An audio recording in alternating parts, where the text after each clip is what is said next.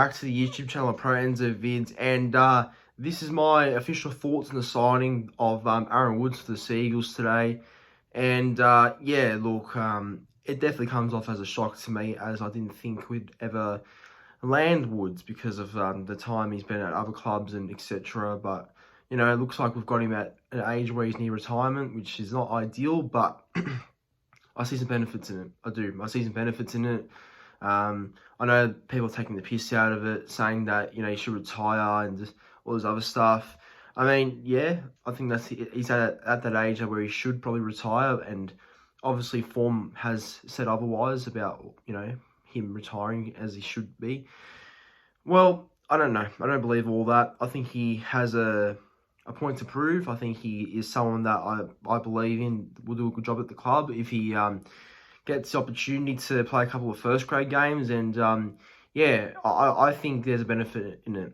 I know it sucks that we lost two youngsters, which I'll talk about in a second. But before I do go on to the video, furthermore, if you are new watching the YouTube channel right now, please be sure to like this video, subscribe to the YouTube channel, and comment your thoughts on the Aaron Woods and the Viliami Fifita Alec Tuitavake trade deal. You know, give your thoughts on who's the winner of that trade, and yeah, let me know what you think about the trade in general. But it's look, it's obviously disappointing we lost Viliami Fifita, who's a gun front rower, and Alec Tuitavake, who's also a very solid young rookie. So look, Viliami Fifita will come back to bite us one day. I have no doubt about it. I'll happily admit that he will be a big loss going forward. But you know, I think it's a good move for his career. Like, there was something about him not wanting to move to the Dragons, or something like that. But I think Fox League have overemphasized the headline, because Moses Sully gave an interview, and basically Sully was saying that he didn't want to move to the Dragons at first either, but he thought it was the best move for himself, for his career and stuff. So that's how I think the Fifita things played out. So yeah, he probably, I mean, probably didn't want to leave Sydney at first, but I think will look on, he'll adjust to it. So hopefully it's a good move to Viliami Fifita. I think he'll be a good signing for the Dragons for a long time, but I don't know. It's a disappointing signing, but yet he's unproven as well as Alec Tuitavake. So look, hopefully the young boys get some first grade games, which they should, because they've gone there for more opportunities. So look, all I can say is good luck to both of them. Both of them have bright futures in front of them.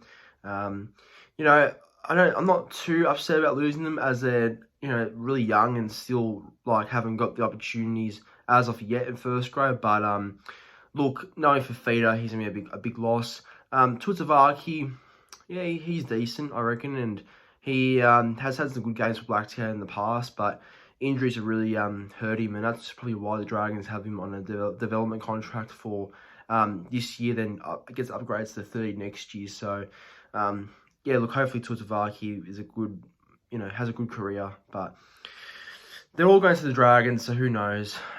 We don't know what kind of avenue that they've got coming up, but yeah, look, hopefully they make themselves more established first graders. But as for Aaron Woods, you know, I think Woodsy, look, he's 32. He's played a lot of Australia and New South Wales games for the Blues, and look, it's not the worst pickup, because I think if he can provide some experience, some mentorship, and some positivity around the group, because, you know, I've never heard of Woods being involved in controversy or any bad reputation, like, at all. Like, he's never been involved in anything serious that's outside of footy. So, and he's a likable guy, like, from what I've seen. You know, he's obviously a real Larrigan type person. He's he's a good person to have around a group of players, I think. And I think he'll definitely bring some experience and bring some, hopefully some good, you know, good confidence to the younger players out there, because we do have a lot of rookies in the forward department. So I have no doubt he'll bring them up, and hopefully be a good mentor for them. And, you know, in that sense as well, I think he'll take some pressure off Jake Trbojevic and Cherry Evans, as like talking and speaking to the group as like a leader type, in a leadership type way, because maybe just having another leader there is good for the group. Like having you know, not just Jake or DCE speaking, who both of them are fantastic leaders. Don't get me wrong, but it's always good having another voice there that knows what he's talking about. Because I think if you, I think, just if you're not changing the ideas too much, then it's never a great thing. But look, I think Woods' experience and his knowledge in the game is going to benefit us. I reckon it will. And, this might sound like a crazy comparison.